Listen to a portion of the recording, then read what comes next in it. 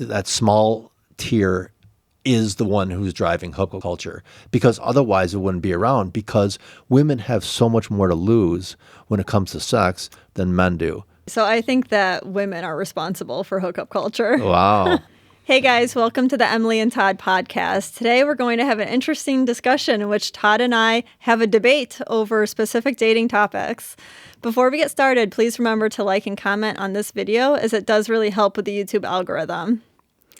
So Todd, we're going to go over some well-debated topics, I would say in general, in the manosphere. Mm-hmm. And I think we agree on a lot of things, but we might find some things that we disagree on, and we want to get in depth a little bit more in today's talk. Yes.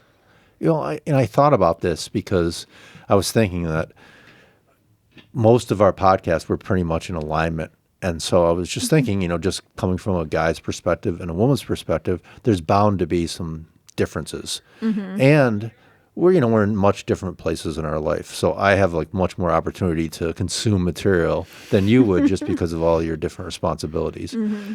So the first one that came to mind was the concept of hypergamy, because I remember hearing you say at one point that both genders are hypergamous, mm-hmm. and I completely disagree.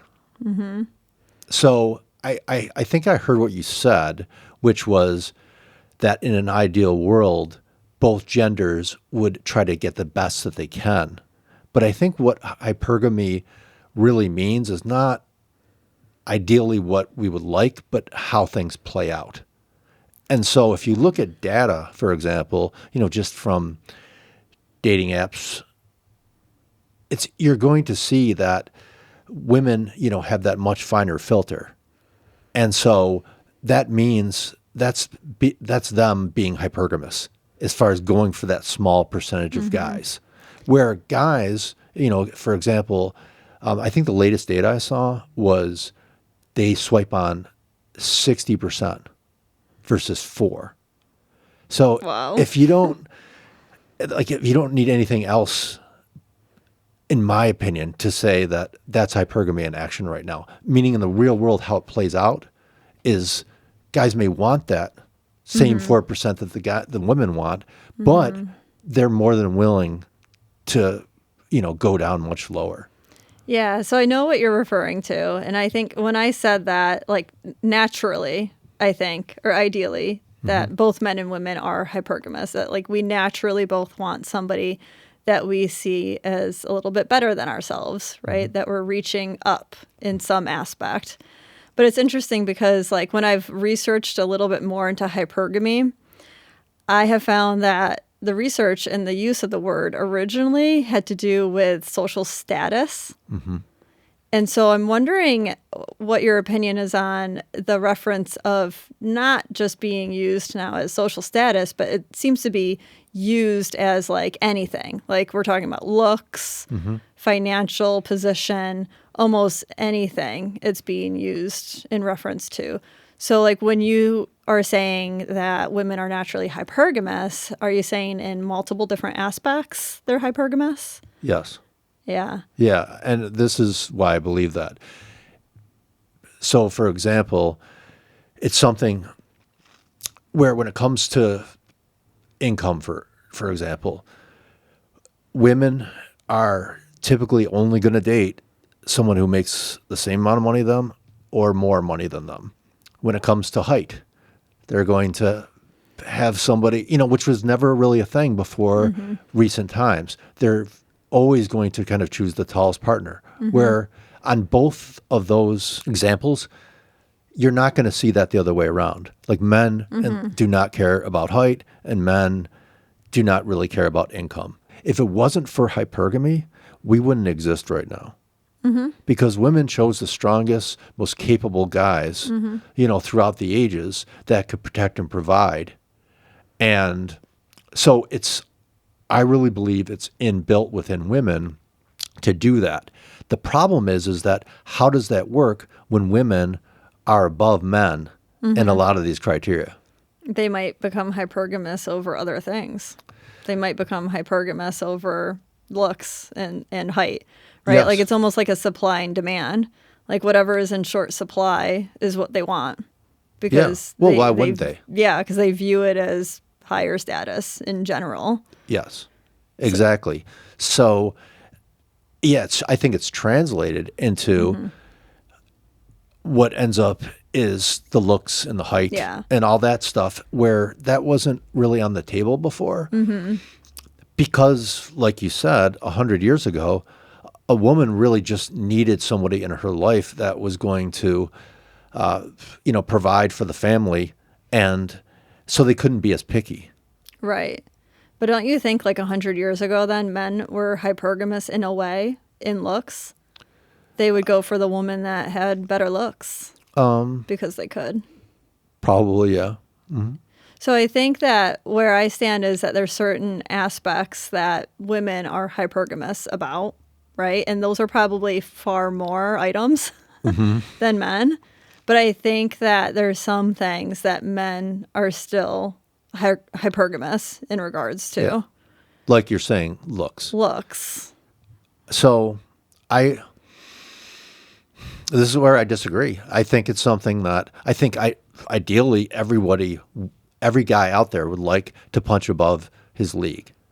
But I think that guys are realistic about the fact that they can't do that. So at best, they're going to get someone who's a looks match. But if you, again, look at the stats and things like that, men are willing to date and have relationships and even marriages where, that even 30 years ago, it wasn't uncommon at all to see like a very average looking guy with a bombshell. But now you do not see that ever unless you know that the guy is bringing something else to the table that is going to like he's super wealthy or he's got super status or something like that. So I totally agree with that it is like the high status guys that are hypergamous for really good looking women. We see it all the time with movie actors, right? Yeah. Like Leonardo DiCaprio even could be argued as that. Now, go back to 100 years ago, like, yes, women were hypergamous, but the ones that were successful in that were the most attractive women. They were able to reach for those, like, really high status guys. Yeah, but it's the same now, and nothing's changed. Right, so even though the average woman 100 years ago probably wouldn't be able to be that successful, the average guy today cannot be that successful in that hypergamy for looks. Yeah, exactly. And, we've spoken about this many times, but most people are meeting through some kind of social media or apps where looks are the first thing you see. And then it's something where you go to the point, if they can match with these people, then they're not able to get relationships from these people. Yeah, so the women that are matching. The women that are with matching. These guys. Yeah. Yes. And so the only exception to that is if a great, beautiful woman connects with a guy who's kind of on that same level. Yeah, and I think that's ideal, right? That's when it'll work. Now, I'm wondering about your opinion as far as hypergamy goes. The whole theory is that women will also just kind of trade up, right? That they're like constantly seeking that higher status man or the higher looks man. Is that right? Or am I understanding that wrong? I think that they're looking for that. Yeah. Are you saying like if they're in a relationship that they're gonna like monkey branch in a way? Like isn't monkey branching and hypergamy kind of tied together? Yeah, for sure. I think that usually that happens though. Monkey branching is when there's something isn't working in the relationship. So if a woman is already with a guy that she sees as higher status than her, and kind of checks all those boxes as far as kind of being better, then she's probably not going, and the relationship is smooth, then she's probably not going to do that. I think what happens though is that, at any point in time, a relationship is not going to be smooth. And especially if they're a younger couple, then she may go searching for something that is maybe just an equal to that guy, but she might see as a better fit. Yes, I do agree with that. I think that when I've heard, red pillars talk about it, it's kind of in that sense of, she would leave, leave you for somebody that's better than you that easily, even though she's in a relationship with you. Yeah. And I don't think that's natural. I think most women want to stay in the relationship that they have. And I agree that it would only be if there's an issue with that relationship or she's already planning on breaking it off. Yeah. I think that's the thing is that she's unsatisfied in some area. Yeah. And then but at the same time, it's not a cut and dry situation. Yeah. So she'll test the waters. And because she has so many options, she has the ability to do that. Where if you're the average guy, you really don't have that ability to do that. Mm-hmm. I agree. And I think that women will test the waters because they don't want to end up looking back and ending up with somebody that she thinks is less quality of the guy compared to the guy that she was with. Yeah. Right? Like that. I feel like I always hear that with breakups, like she wants to be in a better position 5 years, 10 years down the line, and she's going to feel good about that breakup. Mm-hmm. Like, why does that have to be the case? Why can't it just be that you two weren't a good match for each other? Is it only that, it wasn't a good match and good thing you broke up with him because now you found something better? Like, why does that always have to be the storyline? Yeah. Because it should just be better for you, It should be that you found something better for you. Yes. It doesn't need to be, this guy makes more money. Oh, he's taller. Yeah. Oh, he's better looking. But I think that all those things, like, they have to be in place. And then what will happen is they'll, start talking with the guy. And if they get along with him, which they probably will, because, it's like that early stage, that talking stage, then at some point they're going to, be able to kind of make that move. But I think that if the guy wasn't somebody that they viewed as being better than their partner, they wouldn't even talk to them. So you can't monkey branch down. Mm-hmm. You could, but it doesn't happen. I'm thinking now, too, just off the top of my head, is it natural for men to want to date someone younger? Because I'm just thinking about how men always want different features that are fertile signals, of course. Right? So would that be a man's hypergamous nature is to date younger, potentially? Potentially. I think it's more just, you could potentially argue that that's hypergamy. Mm-hmm. It's probably most likely for the looks aspect, but I think it's also just kind of hardwired, because if you've seen those studies about, what men are attracted to, it always lands on 20. Mm-hmm. Just either if you're, 20 years old or you're 80 years old. Mm-hmm. So I think that men are hardwired to seek cues of fertility, and that just happens most of the time with younger women. Mm-hmm. But I think that there's exceptions to that rule, but they are exceptions. Yeah. Meaning like women into their 30s who have been able to, still are still fertile and have kept like healthy. Healthy and, and fit and things like that and kept up their appearance. But generally speaking, I think it's just hardwired into guys' brains that would be, their first option as far as attractiveness. But after that, then, I would say that the average guy would still want that person to then have, typically, kind of feminine qualities. Mm-hmm. Do you know what I mean? Right. Which usually goes along with youth too for women. Yes. Well, if you think about it, women aren't going to be as jaded at 20 than they would be potentially at 30 if they've gone through some, relationships that didn't work out, or they had, a child with somebody and that didn't work out. It's something where I don't blame women for feeling that way. It's just that from a guy's perspective, why wouldn't he want something with less potential headaches? Right. It'll bring him more peace. Yeah. No, it does. It makes sense. But in those aspects, like I think of, all right, those are naturally things that he wants. There's a natural drive to want those things. Mm-hmm. So most men, like comparing each other, they're going to see that as higher value. A higher value woman is going to be younger, better looking. Mm-hmm. So that's like ideally what they want. Yeah. Sure. As far as the amount of men that are able to do that, like, this is the difference, I think, is that it's a lot harder to gain status compared to gaining looks. So it's harder to gain status as a man compared to the ability for a woman to gain looks.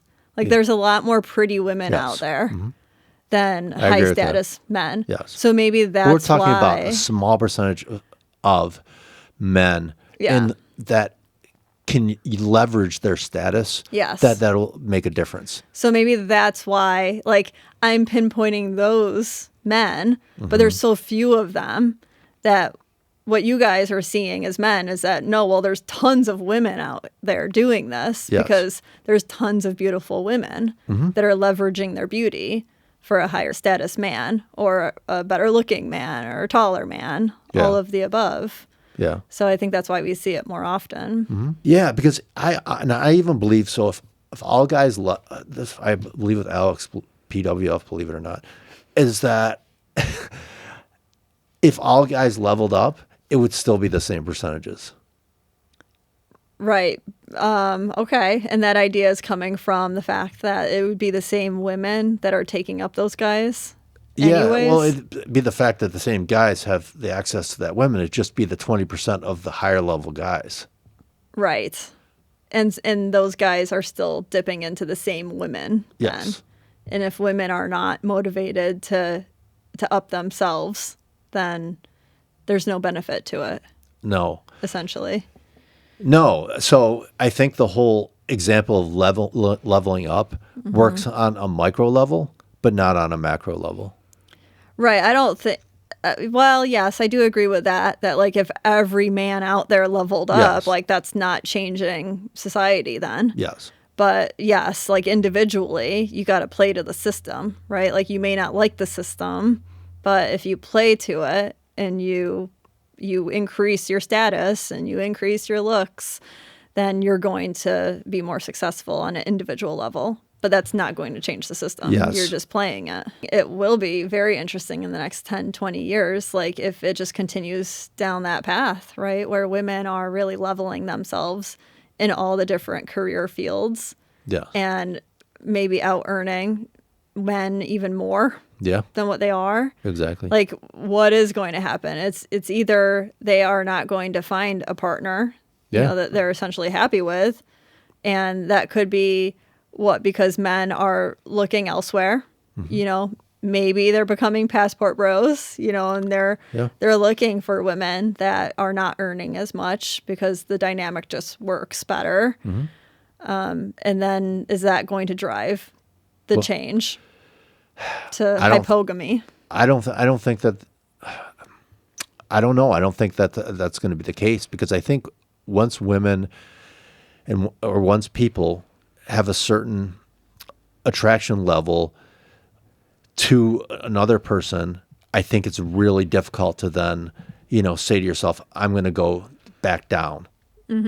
I don't think that really happens. I think most women would rather be alone than be with someone that they don't value, where in the past that was something they kind of had to do, where now they're opting out.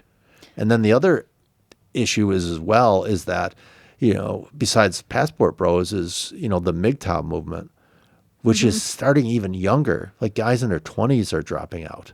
Right, where they're just done with dating. The last stat I saw was like 50% of guys in their 20s are not even trying at this point, because they've, you know, had such little success. So where we're headed right now would just be people in less relationships, essentially. It would just be the higher status guys that are also good looking, that are able to pair up with women.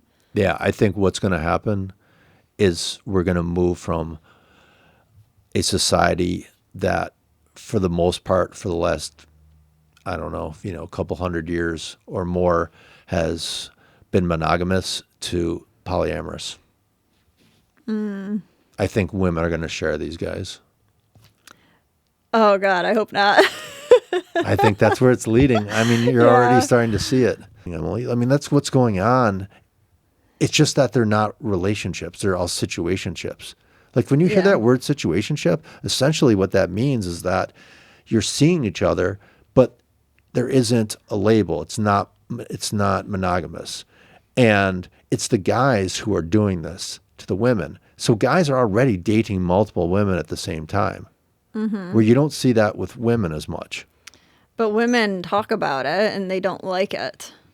So like for them to then be okay with forming a polygamous relationship in which it's just like all out in the open. Because I agree with you, like women want somebody to have a connection with. They want somebody to come home to. But if you're in a polygamous relationship, that guy's not always going to be there. He's going to be on the other side of the house with the other wife. And, he's going to be making connections with other people, which can impact your connection. I would argue would absolutely impact your connection. Yes. And so if those are the things that they're seeking, like I just think that there has to be a value shift and they're going to go for the guy that can provide those things for them. And that's going to be a lower status guy. Yeah. See, that's where I disagree. I think that the woman will take that high status guy and they'll take what they can get from him. And honestly, like what I've seen when I have worked with people who are in these situations is that the women end up becoming friends and emotional supports for each other. So they kind of take out that piece where the man might not be able to give as much as he could if it was just a one-on-one situation. And so, like, for example, like, why would a woman settle for a situationship when she could have a lower status guy that will make her her girlfriend instead of friend zoning him?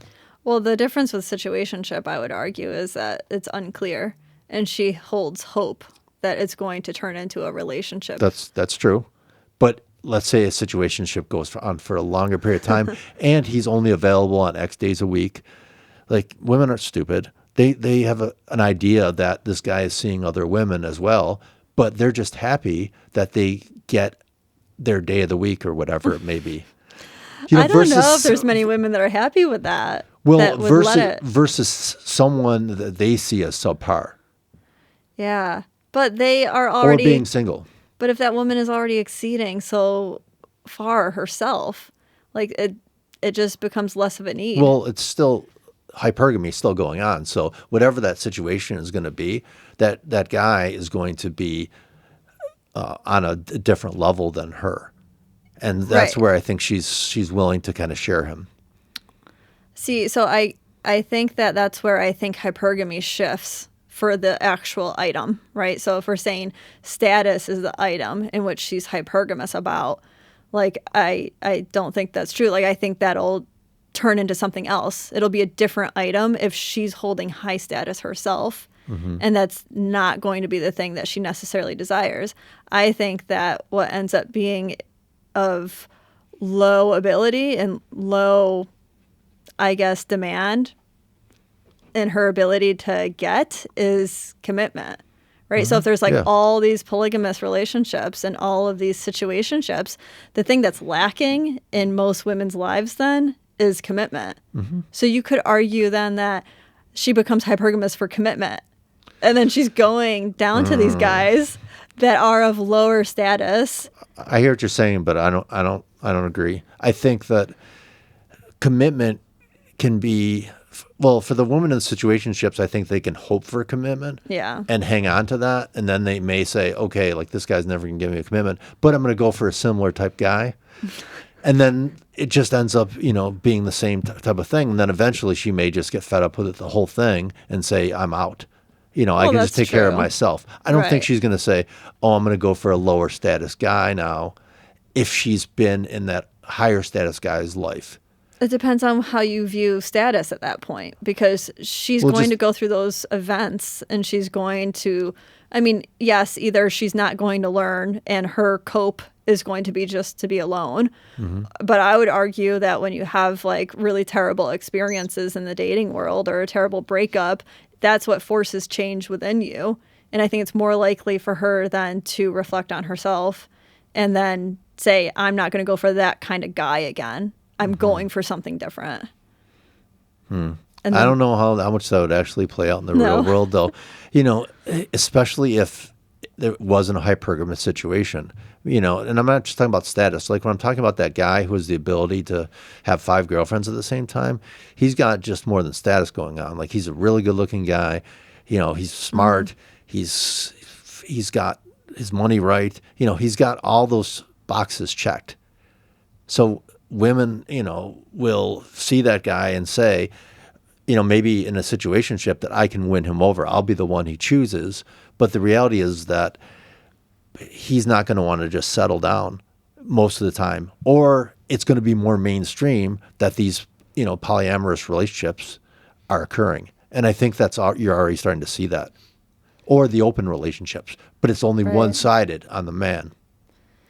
Right. That is happening more as far as those open relationships. I think that there's a few different factors at play, and not just like women's desire to have a higher status man. Because I think there's examples where like a man is not really that high status, but he has an open relationship somehow successfully. But what about like movie stars? It sounds like you're describing like a really attractive movie star, right? That has the status, the money, the looks. Yeah. Like, are many of those guys right now in polygamous relationships or open relationships?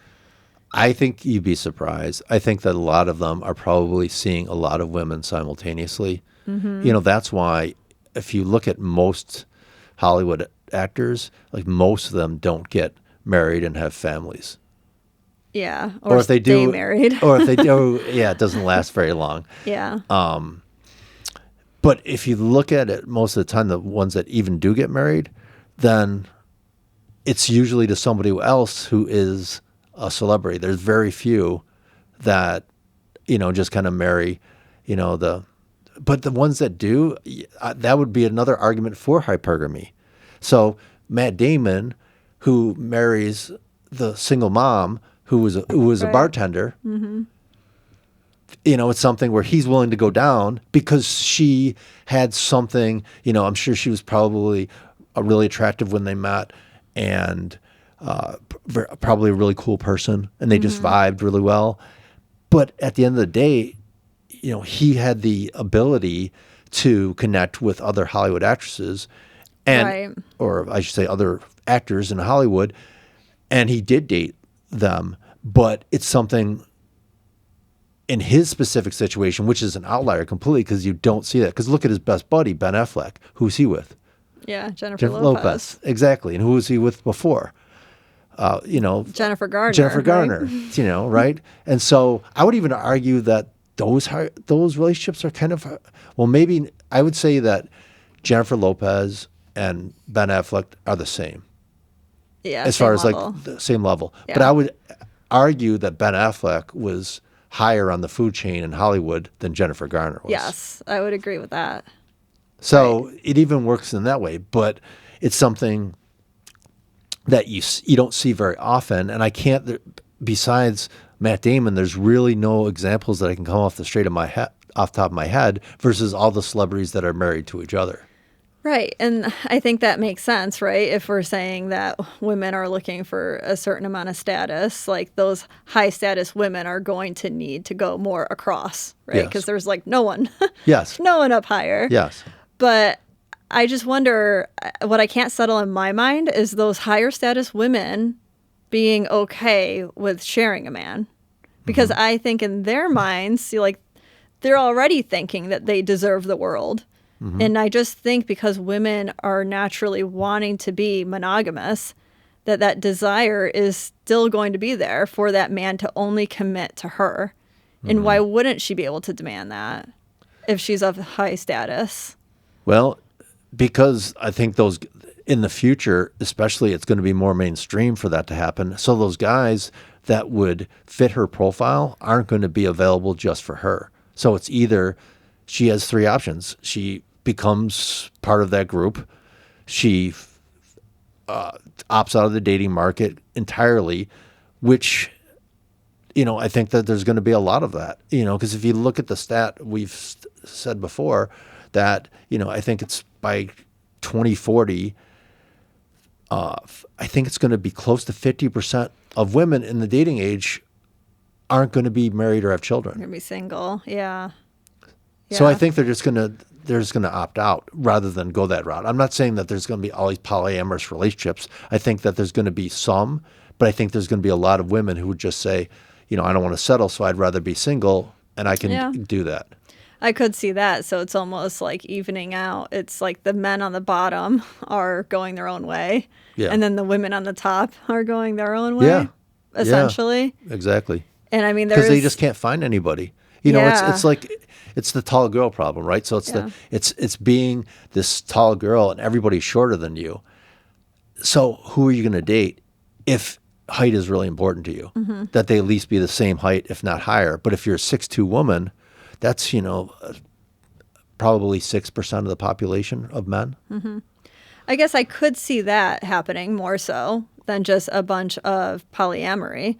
But, then if there's all these like single, high status, beautiful women available, like why wouldn't that guy that's high tier also want her and decide to be monogamous? Are you saying that man, because he has a drive to be with multiple women, that he would rather go down a little bit and have multiple, or across, I should say, Yeah. and have multiple? Yeah, I think that guys want variety, and they also would like seeing women in different roles in his life. Mm-hmm. So think about it from a guy's point of view. If you're that guy, besides, trying to break up quarrels or something like that, like he probably wouldn't have to do that much work. Right. Oh, yeah. Because everything would the be taken care household of. would be completely spotless. Yes. Completely taken care of. And if there was children, and I've seen this play out in real life where one guy will have 3 different women in his life, and he had children by all of them, but they're kind of taking care of their own individual children, and they're living in this really big house. And so I think that's going to be more in the future. I'm not saying it's going to take over things, but I think it's going to be either that, or I think it's going to be women just not dating and settling. Yeah. I mean, I can see more women just not dating, not settling and going their own way, essentially. Exactly. Because I just think that it's so unnatural to them to be in a polyamorous relationship. But I don't know if it's unnatural or not. I don't know. That's I think women naturally want monogamy. Don't you agree? I think that's ideal for them, but Yeah. I don't know if it's natural or not. Because if you look at history, there's been plenty of situations where, being polygamous has been, very prevalent.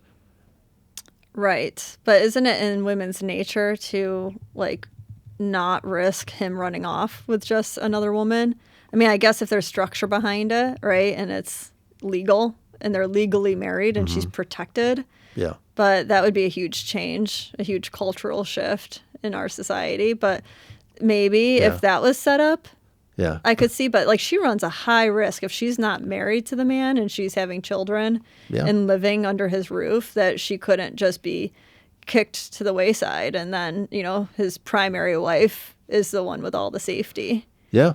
But that happens, though, because right now, like I know a couple guys who live in, really kind of low income areas. Mm-hmm. And so they have a certain amount of status within that area. And they'll have a primary woman, but they'll have 3 or 4 different women on the side that they see on a regular basis.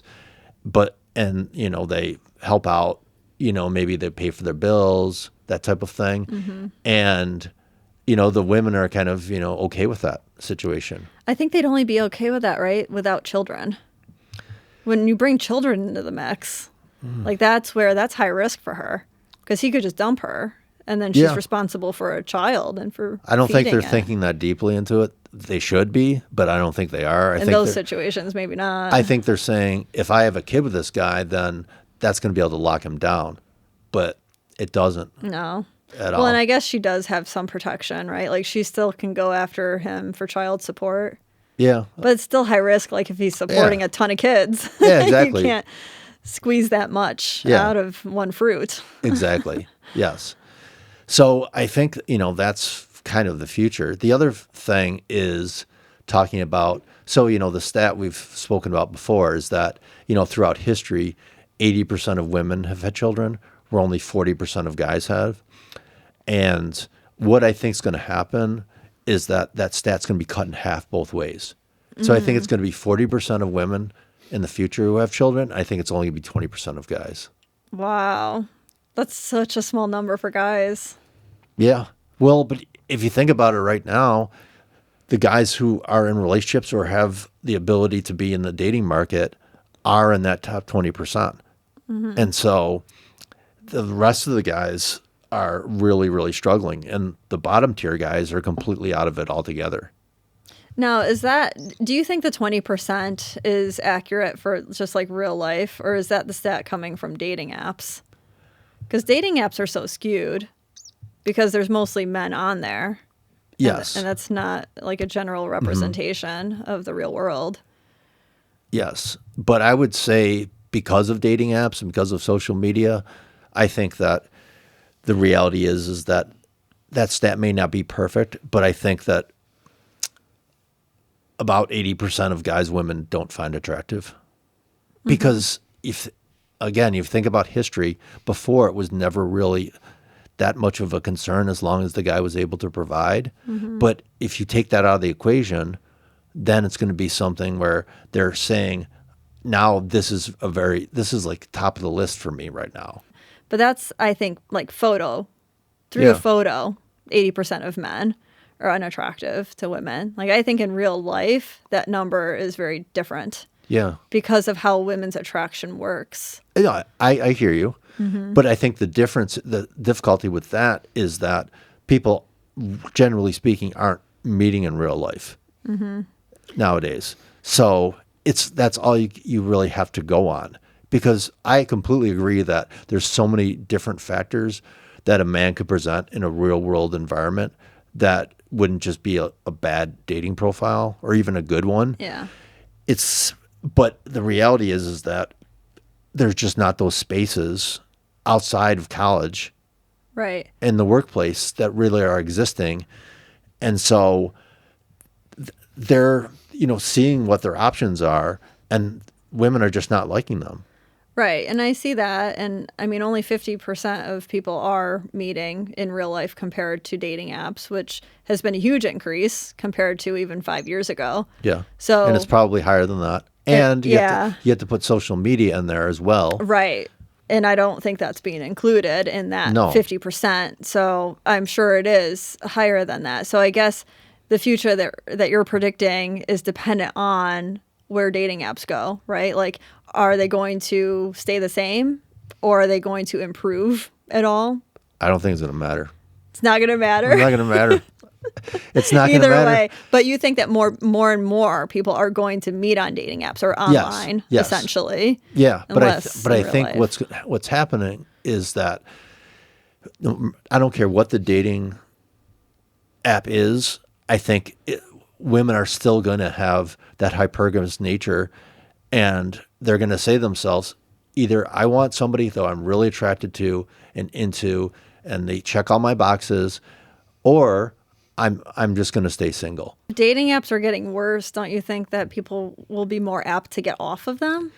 I think a lot of guys are getting off of them. Right. I think a lot of women are getting off of them as well. But the problem then proceeds is, where do you meet people? And I think what ends up happening is it ends up being, via social media a lot of times now. Yeah, so it's still online, which still creates the same dilemmas. Exactly. Of, going by photos. Yeah, and not meeting in a warm environment. Exactly. Or if it's on TikTok or something, you have the ability to see how many followers that has, see the guy's personality, see the guy's looks, all those types of things. Yes. So those guys will be able to, do really well, versus the average TikTok creator probably has no followers. And, they're mostly a user. So it's something where that's really not going to help them out as much. And women do really well on TikTok, especially if you're attractive, because they'll have guys that will just simp for them. Yeah, and then they have a big following and almost like this status symbol. Yeah, but then they can go through their DMs or creators that followed them and, pick out the best ones. Just kind of like Instagram. Yeah. Like, how many guys do you have Instagram accounts versus women? and how many women are getting DMs on there from guys, and they're able to kind of, sift through those and pick the best ones. So none of this, like, I don't want our audience to think that I'm bashing women at all, because I'm not. Like, I get it. It's something that women have been empowered for the first time in history, and of course they're going to try to get the best that they can. So it's not like women are evil or anything like that at all. I don't even think that they're conscious about it most of the time. I just think they see like a really good looking guy who's got, high status in their mind, and they say, yeah, I want to go for him, and I deserve him because, I've gotten my degree and I'm really successful, and, I'm beautiful and all this other stuff. Although I think that there's a lot of delusion out there on women's part because of the fact that they have such high standards. But why do they have the high standards? Because in their minds, they feel like they can. Right. Like the rule of 6, for example. Yeah. That's something where you don't ever see guys saying that about women. Right. And I think that plays into what we're talking about with the hypergamy. I mean, they used to be primarily hypergamous just for status.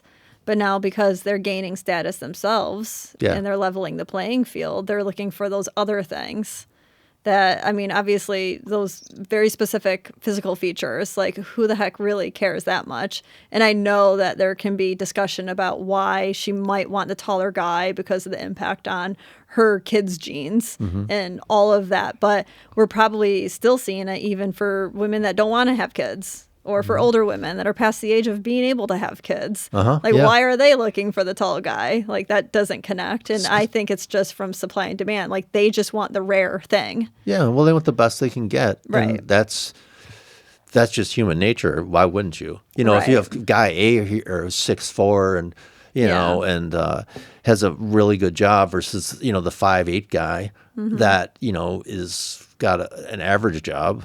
I mean, why wouldn't the woman choose the 6'4" guy? Right. I just, the disconnect that I have is like with the polygamy. Like, I don't think, because if women are kind of taking the lead and they have the control because they have all the options and we're seeing. But they don't, though. That's the thing, is that who has the real power, and this will go into our next topic that we can talk about, is the guys in that small percentage. They have the power because they have the ability to either commit to someone or to keep them, almost as an orbiter, but that they're having sex with. Yeah, but how long does that last? Like, I feel like that is so temporary. Yeah, I think it can be temporary, but I think that what ends up happening is that it skews women's perceptions of what they can get. Right, and I think even that is temporary, though. Because a woman is going to learn, that she's just being used, which does have an impact, on her. And then she's either going to, maybe she's okay with that, but I think that's going to be a very small amount of women that are okay with that and are just open to having an open relationship. But I think that is such a minority. Like, the high status woman is going to want somebody that's willing to commit, and she'll just look for the next guy that maybe has the similar traits. But that's the key, though. It's the similar traits. And if the guy is in that position where he, I think there are some guys who would be more than happy just to settle down with somebody who was at their level if they were, a top tier guy. But I think that's, especially in their 20s, I think that's much more the exception than the rule. Look at dating apps, right? And you said that back, when they first came out, when Tinder was out, that it looked a lot different, right? There was an evenness between men and women. Well, what happened, right, is that these top tier men were probably dating these women, lots of women. Women got fed up with that. That's why they left dating apps. That's why there's that difference now between men and women.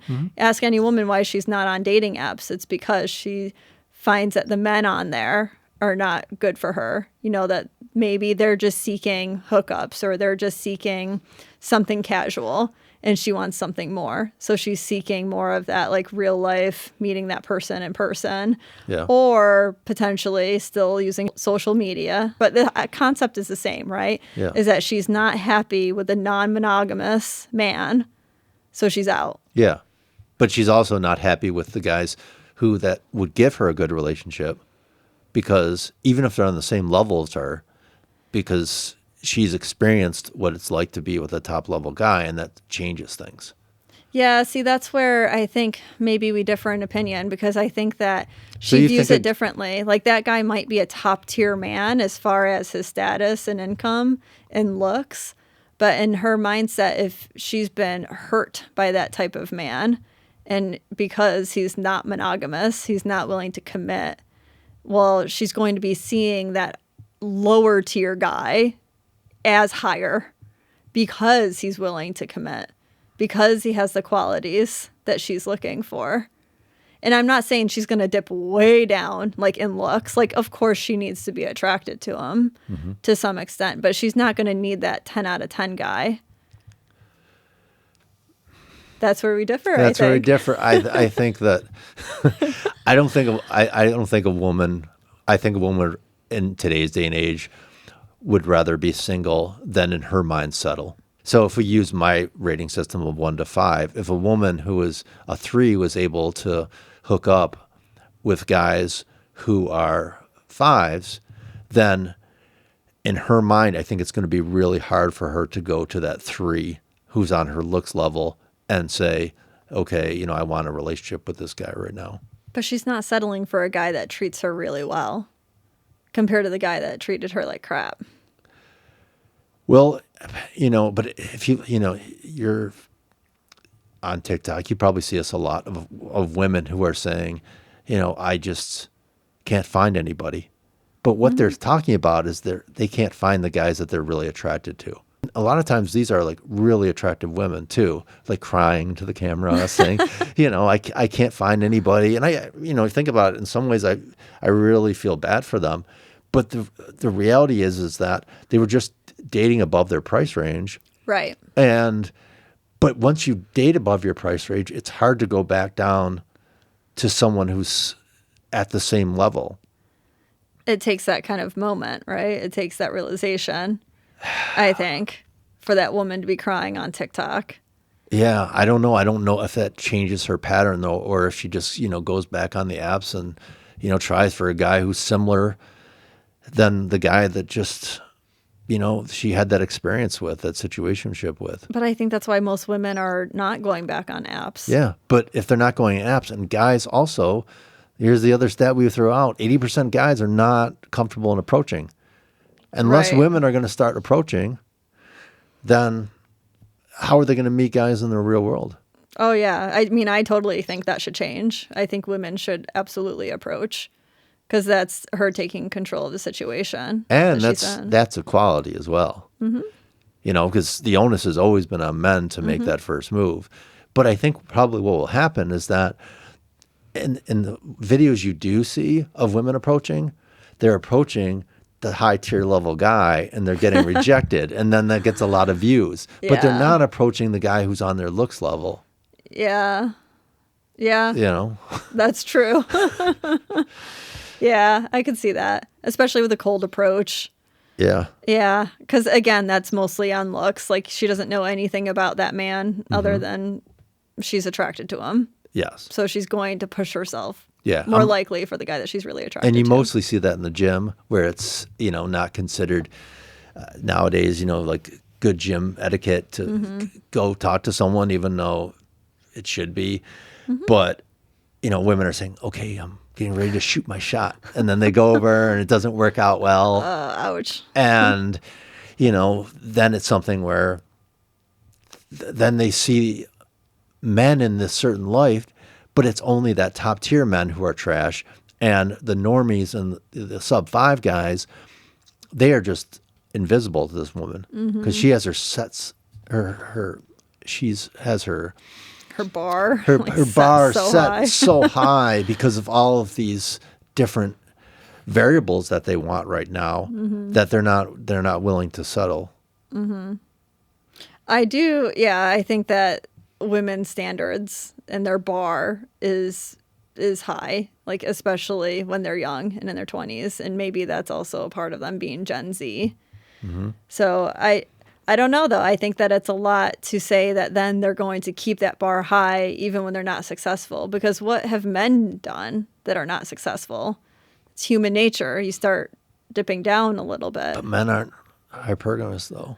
That's where I disagree in that men were hypergamous for looks when they could be. When they could be, yeah. But women can be now, and so why wouldn't they be different?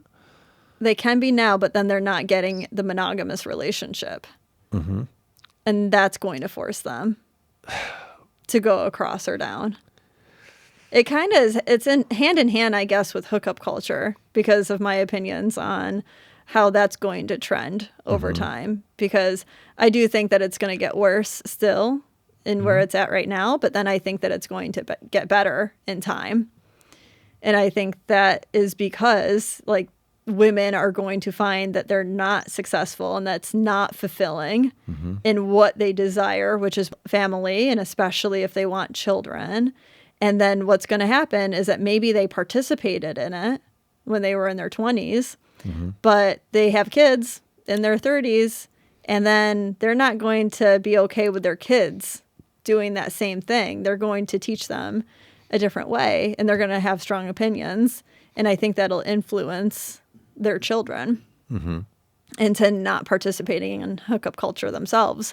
So I think give it 2 more generations, and I think that we'll be better off, and not having as much hookup culture. Because I think that's what history has shown us, right? Like free love of the 70s.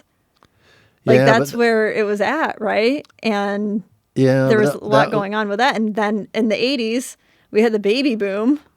And people were more about the nuclear family. I think that the nuclear family's dying, though.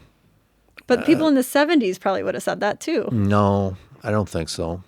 I think that the nuclear family was very strong in the 70s. I think there was divorces happening at a higher rate than ever at that time period. And I think the whole free love thing was a minority of people.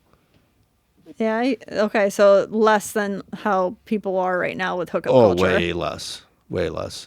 Yeah. I think it was, like if you look at, videos from like Woodstock and things like that, like if, and this is, even before my time, but you would think, and I, I've had many talks with my parents about this, that was the majority of the population. When the reality is that was just a very small subculture. Okay. That happened and, but in most people were kind of getting married early age, having families, that type of thing.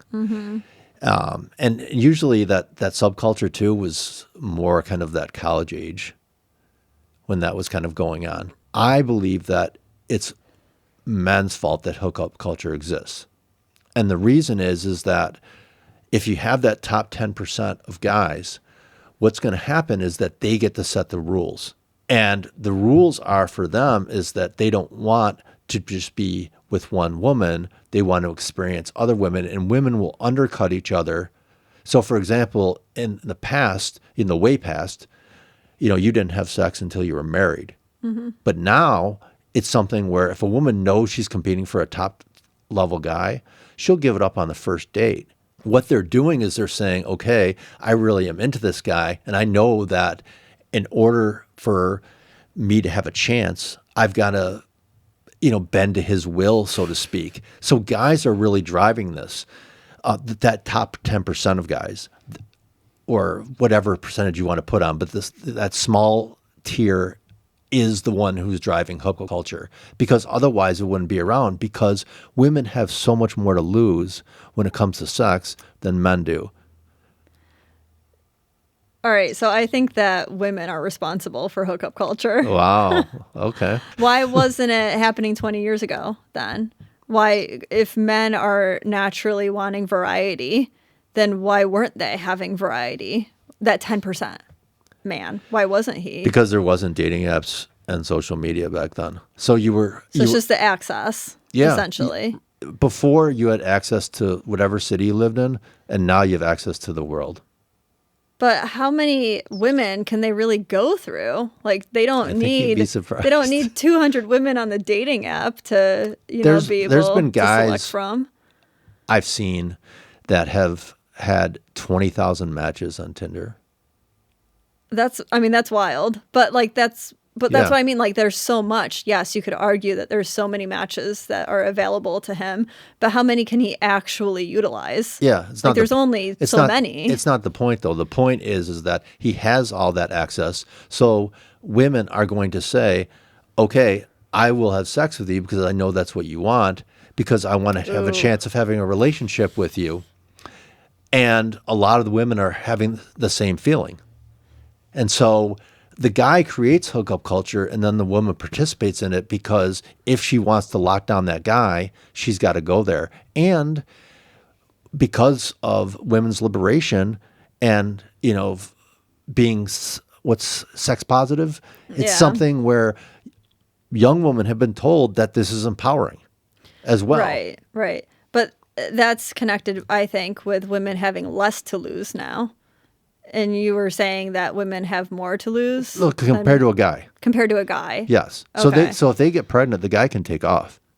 But they have to either have the hard choice of either getting an abortion or having a child with a guy who isn't around. Right. But nowadays, I think that men have more to lose in that, like, how likely is it that a man can just run off and not be found by the court system? Because that woman can absolutely go after him for child support. She could claim that she's using birth control, but she might not be. Like, he has no control over making sure, other than wearing something, that he is not going to get her pregnant. And she might take that control from him by lying to him, essentially. Or by maybe not lying and maybe making a mistake, and getting her timing off with her pill, whatever the cause is. But the responsibility is all in her. And he's like this outside person that could take on all of that responsibility, potentially through a court system, for her mistakes. But think about it like this, though. Especially if a woman is involved in this with more than one guy, or it's something where the guy essentially, and this happens all the time, could wake up and leave and then block her on everything. And he potentially could even give her a fake name. Like, there's all kinds of different ways that a guy can kind of weasel his way out of, participating. And how many single mothers are out there that are really, getting sufficient child support? It's very low. Right. I mean, absolutely. I think the standard child support is pretty low, but that's still coming from a man somewhere. And that's probably because he's only earning a certain amount, and it's just the percentage of his pay. I wouldn't say that the majority of men are able to just escape that responsibility. And in many cases, if she's involved with multiple men, we've heard stories where she just kind of picks the one that might be the best provider and claims that that's the father of her child. Yeah, which is problematic for sure. But I think, I just still think that the stakes are much higher for a woman because she's got to carry the baby and she may not know who the father is and she's got to raise the child. And even if she gets, enough money to help out with that, the burden is still on her, where the guy could essentially, especially if he was a high earner, okay, he throws her some money, but then he's out. And she's got the responsibility of raising that child, where the guy cannot participate at all. So that's where I think that the stakes are always going to be higher for a woman. Yeah, I can see that. But her primary concern is probably the financial aspect. I don't know. I think that a woman would want to have a guy in her life to help raise that child. I don't think... Ideally, yes. Yes. But I think the financial piece is like the most concerning part. And once you get past that, then yes, so the you next think thing that she would want. And you're a woman, going through the process of getting pregnant, carrying a child for 9 months, having the child, and then raising the child for 18 years, you don't think that has more weight than a guy who sends a check and he's completely out of the child's life? Because she could find somebody else for that additional support that she wants. Potentially, but she's going to have to then lower her standards because a guy who she sees as high value, and this is kind of where the manosphere, talks about single women a lot, or single parents, I should say, single mothers, that if a guy has the choice of being with a single mother versus someone who's never had a child before, he's going to take the latter every time. Right. I guess, but that's not what I see happening in the real world. But I think that the woman is using him primarily for his resources and his ability to kind of be a part of that family, but I don't think that she's really truly attracted to him most of the time. She might not really see it as her dipping down because all of a sudden now she has a kid by herself and her priorities have shifted. She wants the man that'll be there and will just be present and will be a good stepfather in some way. Yeah. So she sees those high qualities in him that she wants him, essentially. And that if he's willing to provide those things, it kind of works. But what's to say, in a way, maybe she's like using him, but subconsciously, maybe in most cases, that's the case. Because again, that's just the quality that she's seeking is a good provider and somebody that'll be there for her children. Yeah. But I would argue that like most guys who would be high quality or whatever, most guys, again, there's always exceptions to the rule, but would say to themselves, I don't want to put myself in that situation if I have other options. But that's where I would argue that she is attracted to him. And that's where know. Women's attraction is so different than a man's, because 60% of her attraction might be his physical features and his face and all that. But then it's going to be all the other things that she's seeking in a man that's like making him attractive to her and in her eyes.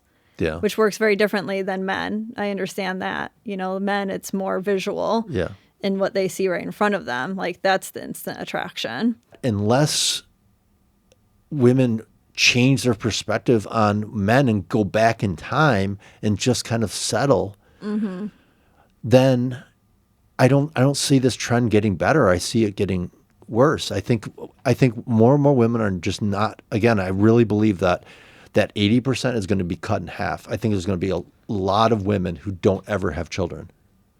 Right. And they just focus on their careers. But eventually, I think that's going to hurt them because they're going to hit the wall and then they're not going to be attractive to men at all. And, that's kind of when all the jokes are made in the manosphere about, getting their cats and, their box wine and things like that. And so, but I think that there's a reality to that. And women function much better on their own than guys do. Women have high expectations and that they become almost unhealthy to the point where it will destroy relationships that they're trying to form. And that, yes, they'll be dating probably more likely in a hypergamous way when they're young. I just think that as people, you learn in time, when you're not having success with something. And women naturally do want monogamous relationships. And the majority of them do want children. So that's going to be the driving force in finding some sort of match. And who knows, maybe that's why they end up in a marriage, and they're quote unquote settling. But if women really wanted kids, wouldn't that be their first priority? But nowadays, you're seeing their first priority be their careers. Right. But that's just because they think that the timing will be better later in life. I know, but they're going to run out of time, That's a false message. Though. Yeah. I absolutely agree with you on that is a really bad message. So you're saying it's going to self-correct at some point? I do believe so. You're an optimist. I know I am. I think that's what we've concluded in this debate. Yeah, I think that based upon all the trends and numbers, I think that it's going to get worse. We both agree on that. Yes. I think what you think is that it's going to be better. But so my contention with that is, how is it going to get better? Women are just going to be not hypergamous anymore? Yeah, other things will become more important, more highly valued, right? So it's whatever is that's lacking. That's like going back in time then. Well, for the woman, right, is that if she cannot find a man that will commit, but then she all of a sudden comes around a guy that will commit to her and give her the things that she desires, like she's going to be more likely to go for him compared to a man that she might have thought was high value 10 years ago, because she was valuing his status and his looks over anything else. But then compare that to a man that'll be a good father and will be there. Like that could overcome the other stuff. Yeah, potentially. I just think that most men, especially moving forward, are going to say, that's a raw deal for me.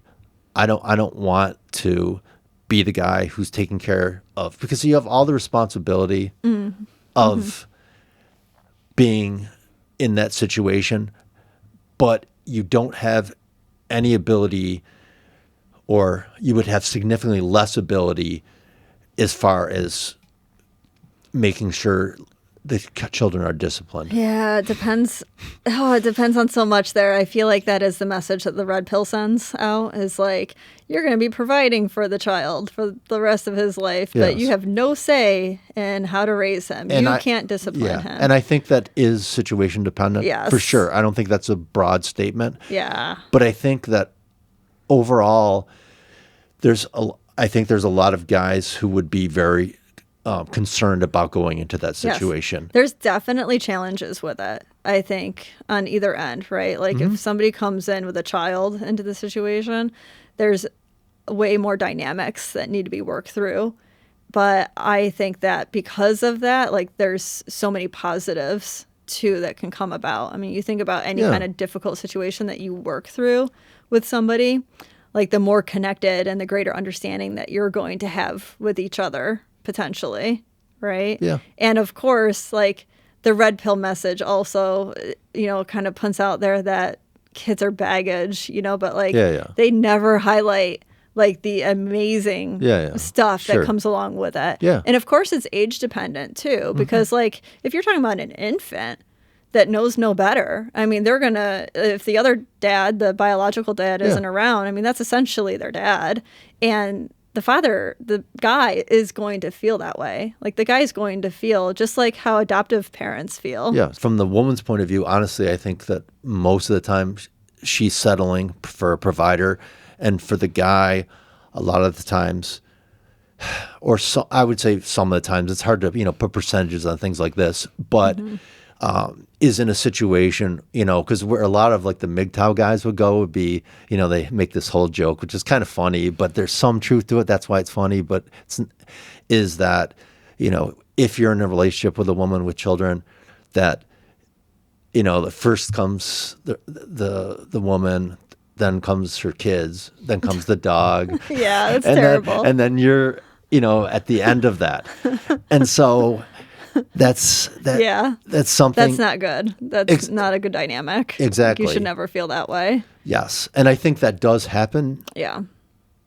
And I think what you spoke about also happens as well, but I think it's the roll of the dice. Yeah. And that's where it can get tricky. Because I've had friends, for example, who have raised children that the guy essentially took off, and the kids were like 3 years old, so they didn't have any memory.